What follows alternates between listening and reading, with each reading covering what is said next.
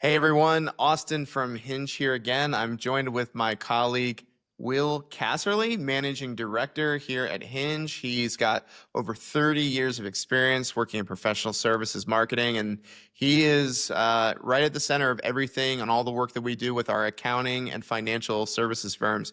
What's going on, Will? How you doing today? Hey, Austin, great to see you. Excited to talk today about a little bit about our findings in the high growth. That's right. Yeah. So we have crossed a big milestone here at Hinge. We have conducted another edition of our research into the fastest growing professional services firms. And we've broken that data out into 6 different industry reports. Today, we're talking all about the accounting and financial services edition. Will, I think it was 210 firms from the accounting and financial services industry that participated this year. It was a great turnout. Yeah. Yep. All information and insights from some of the best and brightest. That's right.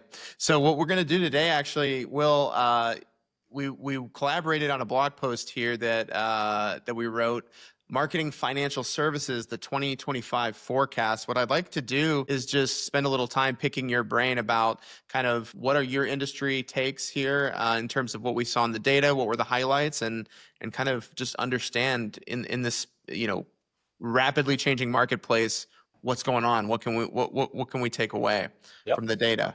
Sounds great, Austin. Let's get into it. Yeah, so we already mentioned that there were 210 firms that participated. I think slightly less than a third of those were this group that we refer to as the high growth firms. A high growth firm being a company that over the last 3 years, their revenue has jumped 20% or higher.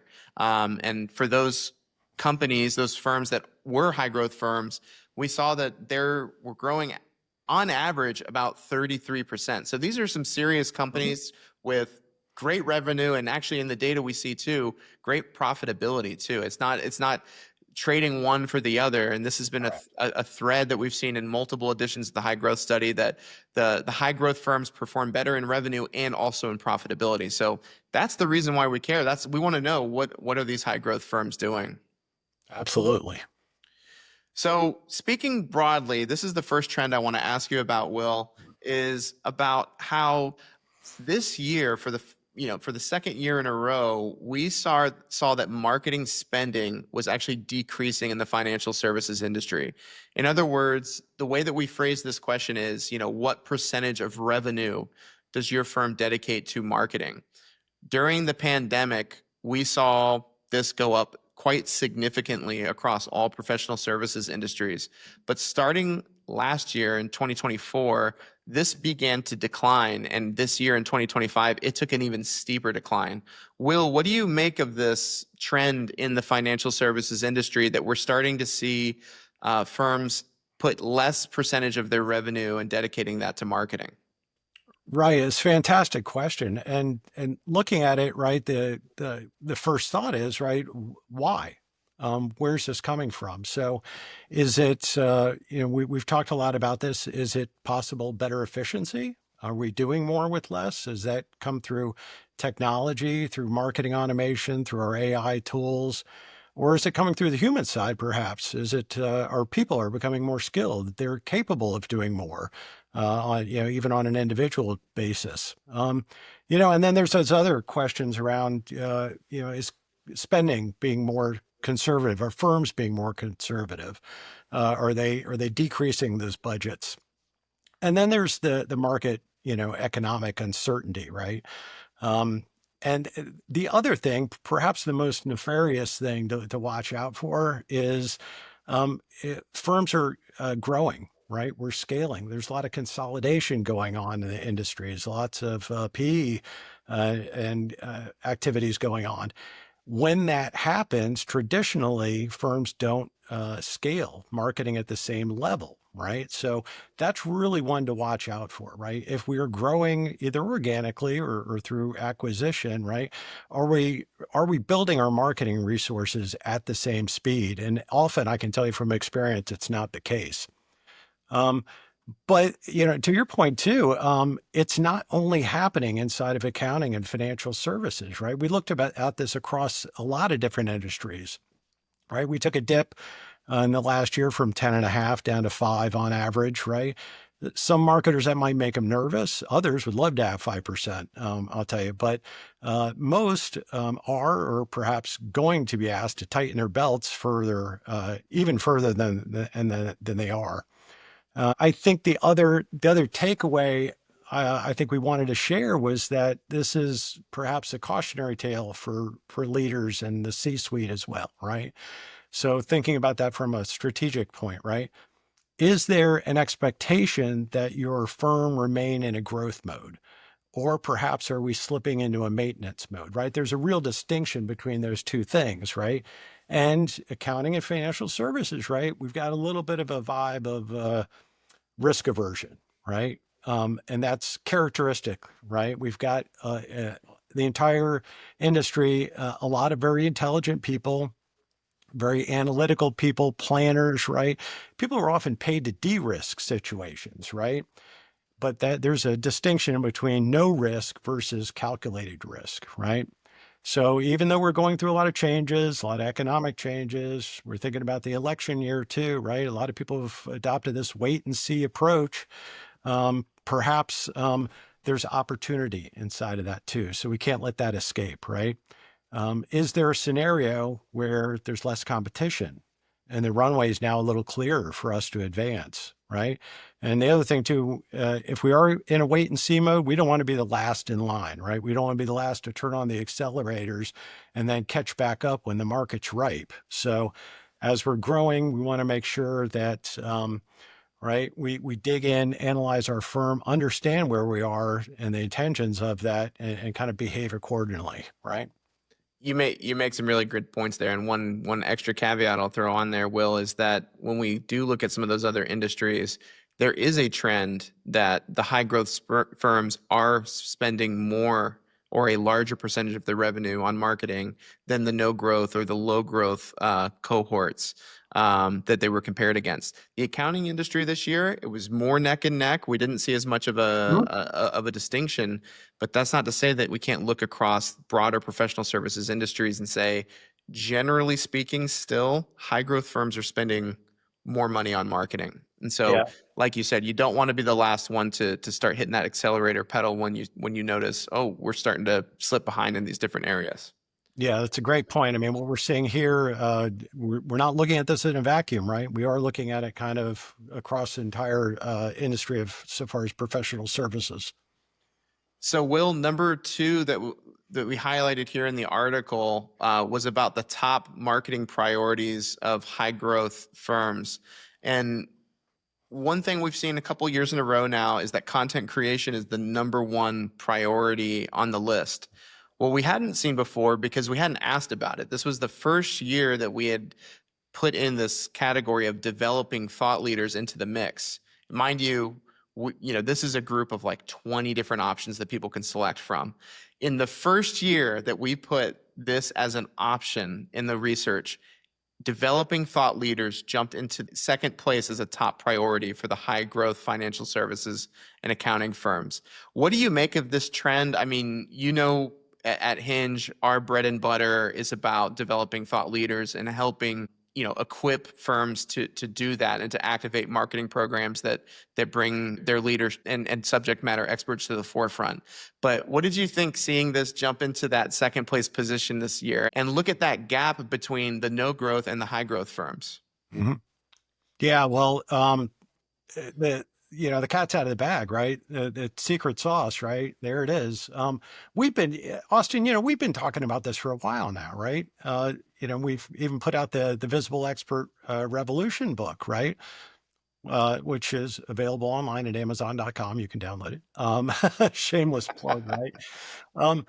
At some level, it's really easy to agree that industry subject matter expertise within your firm, right, our SMEs, right, play a really vital role in adding to the bottom line, right? Here, we can define it, we can quantify it, right? And if we look at these things, these three items, right, we're looking at high quality content tops this list, right? The visibility and credibility of our experts, right? And social media, right? All of these things work in concert together, right? We'll getting even further kind of information about this as we go down to the next takeaway as well. But they're all sort part of the same game plan, feeding into each other, right? And when we think about our experts and kind of bringing that visibility in line, right? There's also something else at work, which Austin, I know you've talked a lot about, right? It's that big hedge against the erosion of Google's search engine organic traffic, right? A lot of websites, a lot of firms have noticed, right, that their online organic traffic has been trending downward, and it's continuing to. And we know why. It's because Google's taking it away because they're trying to keep some of that for themselves. And the ways firms are able to hedge against that are through a couple things, right? It's through increased visibility on social media. It's kind of entering into the paid advertising a little bit and kind of recapturing some of that traffic that's been taken from you. And it's also in producing things that AI perhaps cannot as easily produce: high quality content, longer form blogs, podcasts, webinars, right? All that thought leadership that AI can't just manufacture as quickly and as easily, because you're really doing things that are original and unique as opposed to just kind of regurgitated information from online, right? So, and we know that also about SEO and GEO. And we're not going to talk about GEO today. That's a whole nother subject, right? Another day. But No, but Will, I mean, that's what you're saying, you're kind of diving straight into this next point, right? Because they're really interconnected, right? With yeah, content marketing being the top priority, followed by developing thought leaders, followed by social media marketing, right? I mean, what we're talking about is how high growth firms, they really get it. They understand that the future of marketing is multi-channel. You no longer can rely on a single channel to bring in all of your business. And you rewind 10 years ago, what was the number one channel that businesses were earning, finding new prospects? It was all through referrals, yeah, right? Digital marketing was in not in its infancy, but it was really starting to kick off. People, digital content marketing was starting to become new. And it was enough to just be like, hey, we're a firm that also does a little bit of digital marketing. We do a little bit of blogging. We're trying to rank for SEO. But today, the competitive landscape is so challenging. It's so full that companies and these high growth firms have figured out we really need to be in multiple channels. Where people are looking, we need to be found there. Whether that be in our email inbox or at an event or a conference or on social media. So this next one here, multi-channel marketing is necessary. I mean, do you have anything else to say about this? Because in terms of the breakdown here of these top 5 most utilized marketing techniques, I mean, it's really a breadbasket that's full of all different kinds of things, right? You have your BD tools and materials, you have your events that you speak at, you have networking on social media, an offer strategy with consultations and assessments, and then email marketing. I mean, you would almost like to line these things up and say, oh, look, there's this one channel here that is working really, really well for the high growth firms. But the reality is that high growth firms are multi-channel now. They are investing in marketing in multiple places, and they're equipping themselves with the talent and the specialists to do marketing in those spaces really well. What do you make about this trend and kind of how it's continuing to evolve? yeah, absolutely, Austin. I don't think you know, every firm that we talk to, I don't care if it's one person in the marketing team, whether it's 3 people or whether you have an entire marketing department, everybody tells us the same thing. We're stretched thin. We're being asked to do more and more and more. And, we're trying to figure out how to accomplish everything, or we're just simply backburnering things and not getting them done. So sort of, I think one of the key takeaways in this thing, in on this topic, is just repurposing content. Repurpose, repurpose, repurpose, repurpose. And, for instance, a great example, this number 2 here, speaking at a, conference or an event, right? Do you record the events, right? This is an easy one, right? You go to a conference, you speak, you record it, you have it transcribed, you have it boiled down into a blog, and you post it online. You're done, right? And there's so many different ways to repurpose content. You can start at any point and turn something into 3, 4, 5 different versions of the same piece. Heck, I mean, I remember a guy I was talking to once who, was on a seminar run, and he said, well, I said, well, what else do what other topics do you speak on? And he's like, no, I just this one. And I said, uh, don't you speak it? Don't you develop something new every single time? And he's like, no, I've been doing this for like 3 years. And I said, well, doesn't that get boring? No, he said, no, I get really good at it. And number one, he's like, nobody cares. He goes, it's an audience, different audience every single time. So talk about like where can you find efficiencies in things? It doesn't mean you need to do just one, presentation, but if you have a small library, you don't necessarily have to go back to the drawing board every single time, right? If you know your audience, you know what they're looking for, and you know kind of what you need to be able to accomplish it. It's such an easy trap for marketers to fall into, which is, what's the next thing? What's the next thing? What's the next thing? Mhm. You know, repurposing, let's say, takes a fourth of the amount of work that it takes to write or produce something new, right? So, I mean, how much, if it's really getting on to the next thing, if you can repurpose, you'll have a lot more things at the end of the day than you did the other way around. So I think that's a really essential point. And I think as marketers are stretched thin, like you said, we have to rely on these kinds of tactics and make, the investments that our companies are making in content really make sure that they're getting seen and that we're reusing them and repurposing them, because it is, a challenge I think every marketer is facing right now. Absolutely. So, Will, number 4, this one I know that we could talk about for the next hour or so. I mean, this kind of could be its own presentation and webinar, but this is the high growth advantage in terms of research.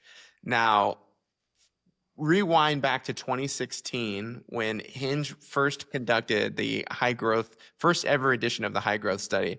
This Yeah. is one of the main findings that we highlighted was, wow, when we measure these firms that are growing faster, they're telling us that they're doing a lot more research than their slower growing peers. That was 10 years ago that we were seeing that trend. And we continued to see that trend essentially every year that we conducted the study.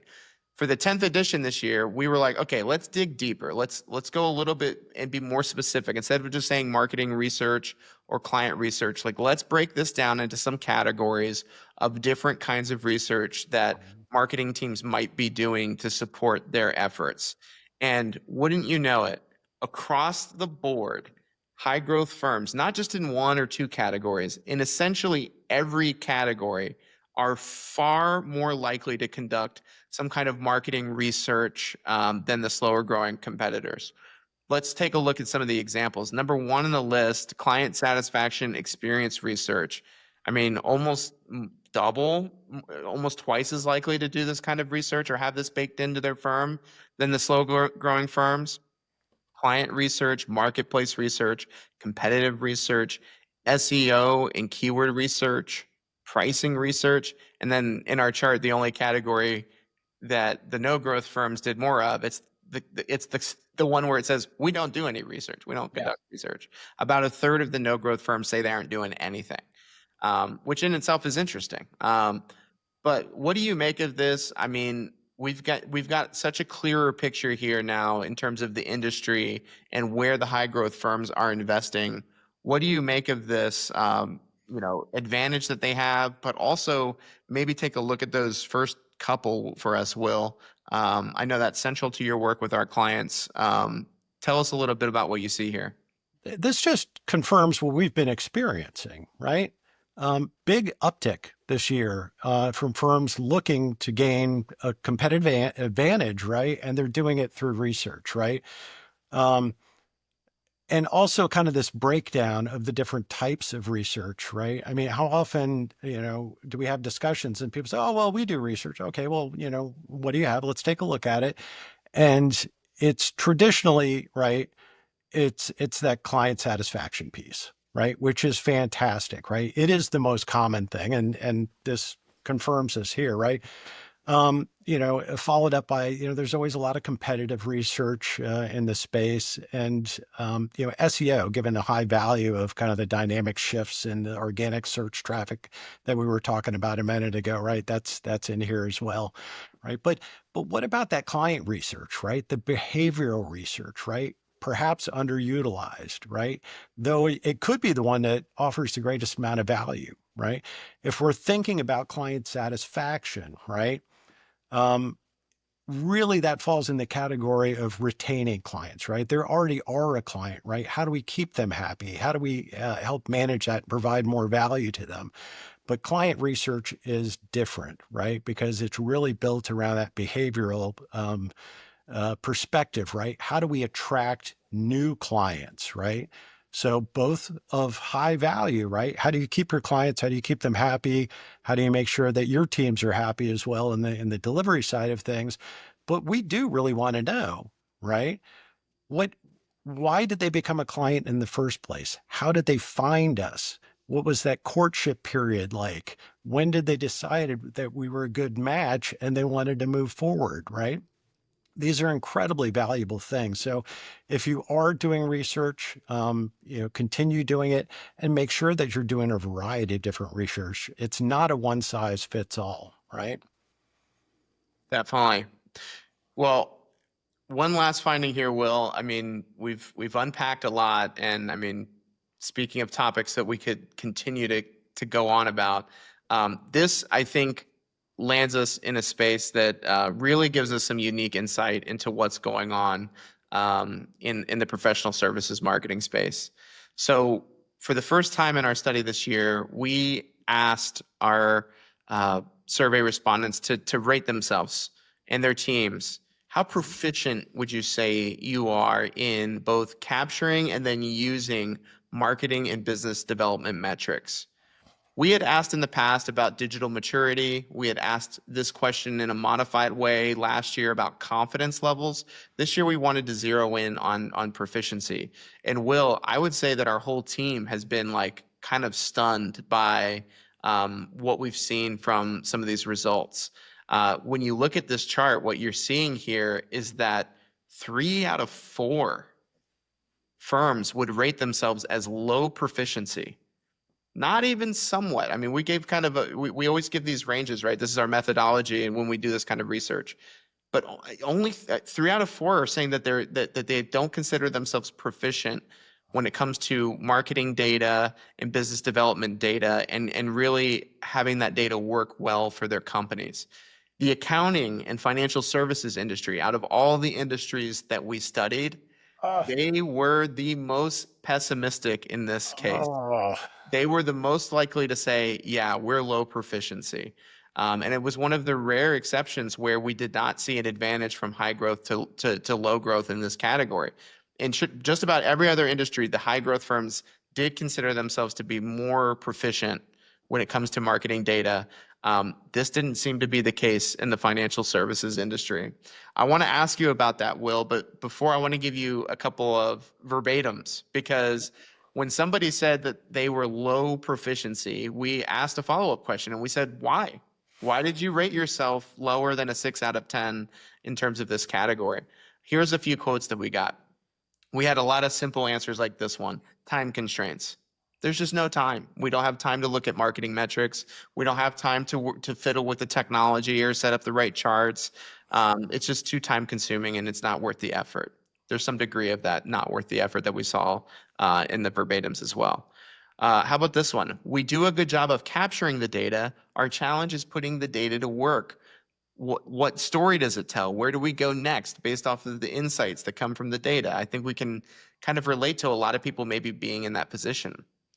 And then I'll skip down to the last one. Understanding CRM's capabilities well enough to know which reports are to be utilized and to analyze the metrics. In other words, we have technology, we're just not sure how we're using it. Or I can tell you from working with our clients, oftentimes the technology was implemented incorrectly, or it Yeah. was implemented 6 or 7 years ago, and the person who brought it on board, they no longer work at the firm.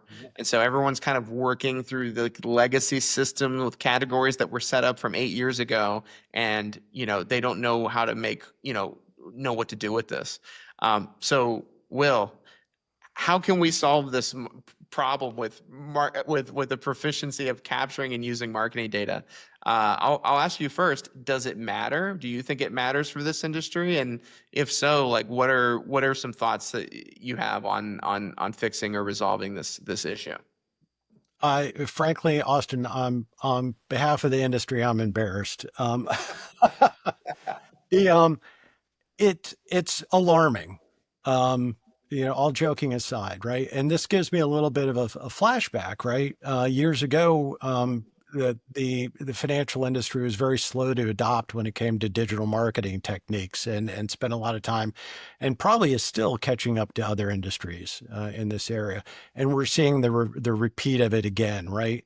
Last to adopt, not early adopter, not kind of in the middle somewhere, but we're trailing in this aspect. So um, I will encourage teams out there, anybody who's willing to listen. Let's fight this and get ahead of the curve, and stop playing catch up with what others are doing in other industries. And it doesn't take a lot. But it does take a level of commitment. And that's what we see in those comments, right? Not enough time, right? Or we're gathering data, but we don't know what to do with it, or we're just not dedicated to the solution, or we're really challenged by the system's capabilities. How often do we hear that story, Austin? That we bought a system, and by the way, we forgot to actually implement it. Yeah. Um, yeah, it's kind of like understanding you need to get healthier and then going out and buying a really expensive piece of exercise equipment and then not using it, right? We know we have to do these things, right? We just need a little bit of coaching and hand holding and level of commitment to be able to get there, right? Yeah, I And mean, the alternative is what? To not continue to not use any marketing data. I mean, that's that doesn't seem like a recipe for success, as we look towards the future. And I mean, these trends that we're seeing, like the multi-channel marketing, I mean, that's not going to go anywhere. We're not going back to a day where marketing is one thing or one tactic. So if we're not proactively solving this problem today of being able to at least stream together some arms and legs of our marketing data so that we can tell a story, then I do think that is a path towards falling behind what other companies are doing, because we do see there, with technology, there are fewer excuses, because there are technology programs out there that are capable of helping you measure campaign performance. I mean, these tools some of the tools out there today are tremendous and excellent. So, and affordable. and affordable. Yeah. Well, some of them not so affordable, but Well, it depends, right, on the size of your company and how much you got going on in your program. But I mean, all that, you're right. I mean, there are affordable methods towards kind of bringing some marketing data together as well. It cost doesn't is yeah, shouldn't be cost is no longer an excuse. it can't be the only Used to excuse, be. at least. Yeah. Yeah, yeah. And Well said. that I agree completely, right? That attribution, right? As we move from marketing to BT to sales, right? And you know, it's going to require a unified approach, right? Everybody's got to be on board, but it is mandatory for any firm that's expecting to scale, right? If you want to be part of that high growth club, or you want to remain part of the high growth group, then it is absolute. And we just had that great article that Liz put out with the Pivot newsletter about the invisible referral, right? It kind of speaks to this too, right? It's not going to be perfect. There's different ways that people get introduced to us, and we don't know what goes on kind of early on in some cases, but it's a great article, and I think it kind of adds to this topic as well. Oh yeah, I love that. Invisible referrals. Another one of my favorite ones is dark social, right?